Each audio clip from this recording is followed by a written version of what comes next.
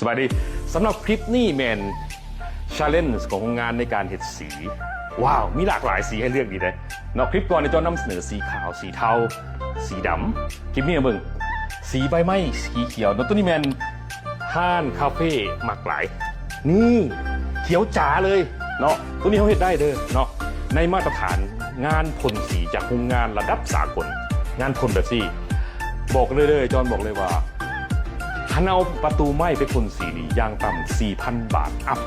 แพงเลยแลกมากับคุณภาพมันแท้บอสร้างเก่งแท้บออันอยู่การใช้งานดนปะไดเห็นบอกนี่เบื้องทั้งหลังหอยจอนสีเขาเรียกว่าดาร์กเกรย์สีเทาเข้มตัวนี้มันออกลักชัวรี่น้อยหนึ่งเนาะผสมกับสีทองเหลืองงามเป็นบานที่พระเอกของ CND Home เด้อลูกค้ามาเลยต้องได้จับตัวนี้นักหลายจนบอกนักอีดีเนาะ SWBC นักหลายย้อนว่า4เส้นครึ่งความหนาของเพิ่น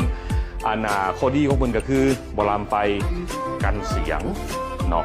เบาเรื่องนิรภัยเบาในเรื่องของความแน่นหนานักอีดีได้จอนบอกตรงนักแห้งยกบ่ขึ้นอีหลีเนาะยกบ่ขึ้นมันหมายถึงความหมายไหนหมายถึงอายุการใช้งานที่ยาวนานแข็งแรงทนทานเหมาะสำหรับประตู Master Bedroom เหมาะสำหรับประตูของล่าของการที่ต้องการเพิ่นว่า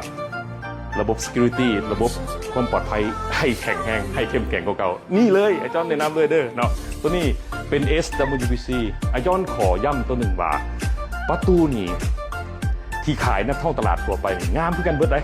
ต่างแต่ที่สำคัญตับไตใส่ฝุ่นข้างในนะเพราะตัวไหนหูเป็นบานไม้เป็นบาน SWPC เป็นบาน WPC เป็นบาน UPVC เป็นบานเล็กเป็นบานอะลูตกลงข้างในมันเป็นอย่างซึ่งทุกสิ่งทุกอย่างล้วนไปเกี่ยวข้องกับราคาขอบใจ